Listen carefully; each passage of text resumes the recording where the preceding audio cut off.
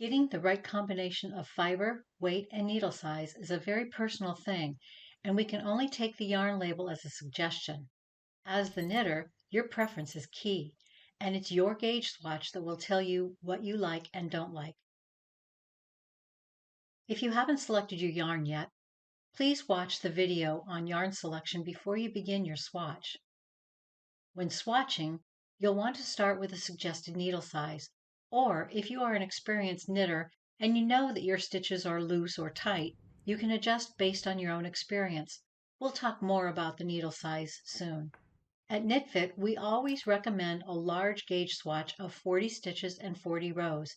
It might sound like a lot of swatching, but accuracy is key when it comes to generating accurate pattern instructions. 40 rows in stockinette, or in the dominant stitch pattern, a broken rib, lace pattern, or seed stitch, for example, might produce a different gauge.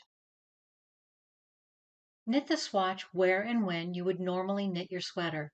This may be in the evening while watching your favorite TV show, or with knitting friends and a glass of wine. The idea is to be as relaxed as you would normally be while you knit. As you knit the swatch, take note of the texture. If it seems stiff, switch to a needle that is one size larger. If you can see a lot of light between the stitches and the texture is loose, try a needle one size smaller. Experiment until you find the texture that you want, then start the swatch again using the needle that gave you the best fabric. When you have finished knitting the swatch, bind off and wash the swatch as you would the finished sweater. Lay it flat. When it is dry, measure the gauge in the center and near the top, meaning the area you most recently knit, as this is where your attention should be the most natural. For centimeters, count the number of stitches and rows within 10 centimeters.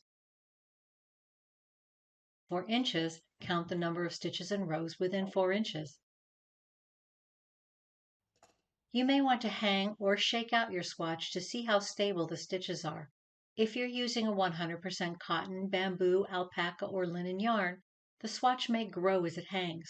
When blended with other fibers such as wool or silk, these fibers tend to be more stable.